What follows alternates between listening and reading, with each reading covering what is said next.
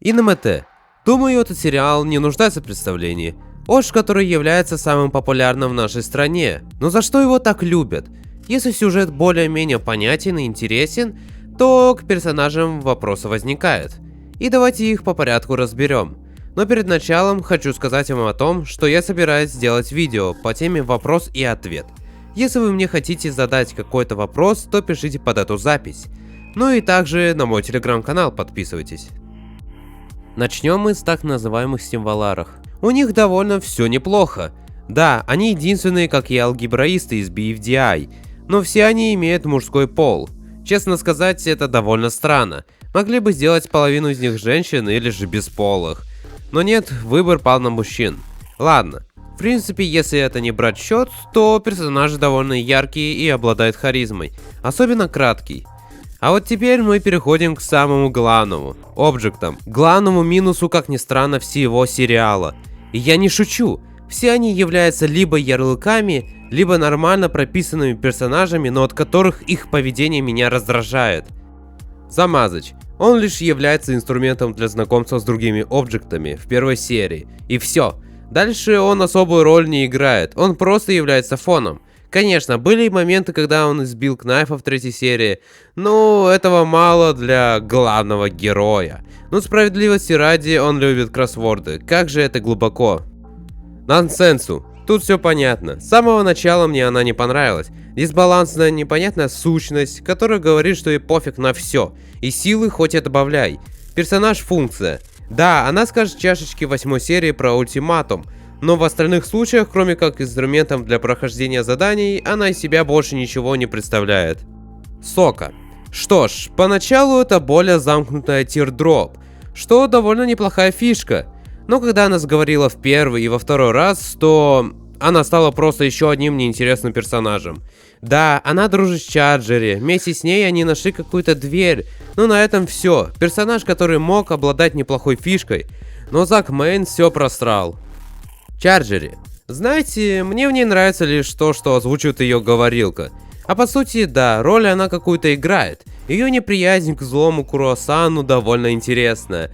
Но когда самого Круассана выгоняют, то ей больше нечего делать, кроме как общаться с Сокой. Персонаж, к которому я отношусь положительно, благодаря озвучке. Клеви и Пикчер. Про них я ничего не могу сказать плохого, потому что их выгнали чуть ли не первыми. Но у них двоих имелся отличный конфликт между ними. Жаль, что это не переросло в нечто большее. Стерка. Персонаж разумный, смелый, в общем максимально положительная. Решила первой встать против краткого, и это очень хорошо ее красит. В общем, очень хороший персонаж. Пшика. Ну, это лучший персонаж всего НМТ. Почему? Да, потому что она прописана хорошо. Да, хоть я ее недолюбливаю из-за того, что она пацанка, но все-таки у нее есть своя история, которая выделяет ее на фоне остальных. Ну и не забываем про сюжетную линию ее друга. Да, она мало куда-то продвинулась, но это уже какой-то плюс. Курасан. Персонаж антигерой. Ему плевать, что с оппонентами, главное выиграть испытание. Это все говорится еще в первой серии. Ну и его обращение с Кнайфом. Как мы можем пропустить этот момент, где он чуть не сжег этого ножа? Выгнали его за то, что он злой, и это довольно оправдано, хотя мне он казался довольно интересным персонажем. Бутылыч и Брялок. Мне про них нечего сказать. Да, у них есть рост, между ними неплохая химия, но они мне просто не интересны. Так что простите, любители, но я их просто пропускаю. Лампочка. Мой любимый персонаж в начале, но после съеденного жука ее поведение начало меня отталкивать, а потом ее вообще из сериала сливают.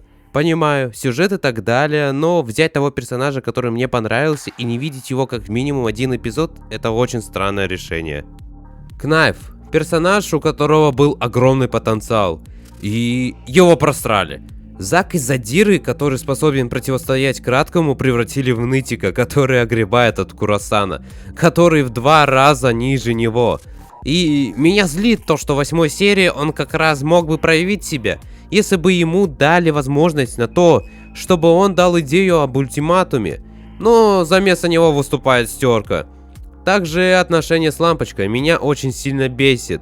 То в одной серии ему пофиг на нее, то в другой они уже за руки держатся. Я не вору, вот смотрите. Были такие отличные моменты, чтобы усилить их связь.